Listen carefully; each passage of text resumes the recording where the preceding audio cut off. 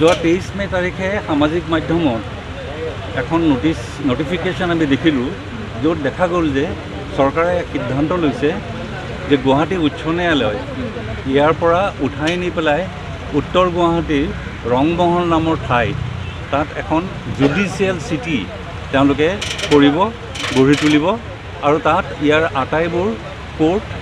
আটাইবোৰ আদালত তালৈকে তেওঁলোকে স্থানান্তৰিত কৰিব। প্ৰথম কথাটো হ'ল যে এই যে সিদ্ধান্ত এটা হ'ল, কিহৰ কাৰণে হ'ল, কোনে দাবী কৰিছিল, কোনে বিচাৰিছিল, এয়া আমি একো নাজানো। মই আমাৰ অধিবক্তা সমাজৰ পৰা ক'ব পাৰোঁ যে অধিবক্তাসকলে কেতিয়াও ইয়াৰ পৰা স্থানান্তৰ হোৱাটো কেতিয়াও দাবী কৰা নাই।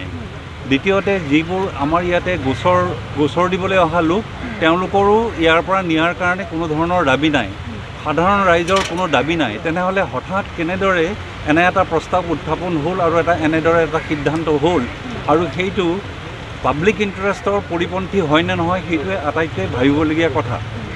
প্ৰথম কথা হ'ল যে ইয়াতে আমি আপোনালোকৰ আমাৰ পিছফালে যিটো ভৱন আছে 1950 চনৰ পৰা এতিয়ালৈকে তাতে মন্দিৰৰ নিচিনাকৈ আমি এইটো আমাৰ ন্যায়ৰ মন্দিৰ বুলি আমাৰ ৰাইজে সমগ্ৰ অসমৰ আৰু নৰ্থ ইষ্টৰ এইটো মন্দিৰৰ নিচিনাকৈ জ্ঞান কৰে।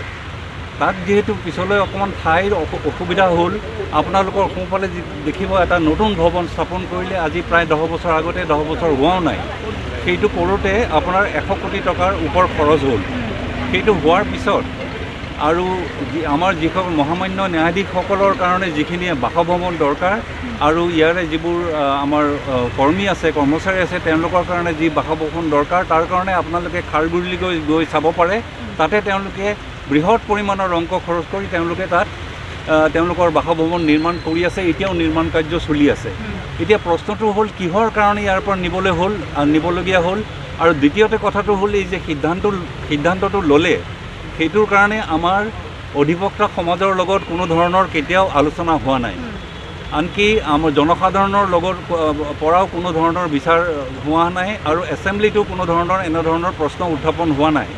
এতিয়া কথাটো হ'ল যে আমি ইয়াৰ পৰা যদি গ'লে আমাৰ কি অসুবিধা হ'ব। কোৱা হৈছে, কাগজ পত্ৰ আমি দেখা নাই কাৰণ প্ৰজেক্টটো আমি নাজানো।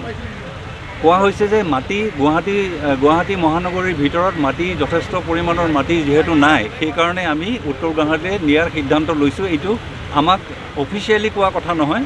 আমি যেতিয়া আলোচনাত বহিছিলোঁ, যেতিয়া আমি মেমৰেণ্ডাম দিছিলোঁ, তেতিয়া আলোচনা হৈছে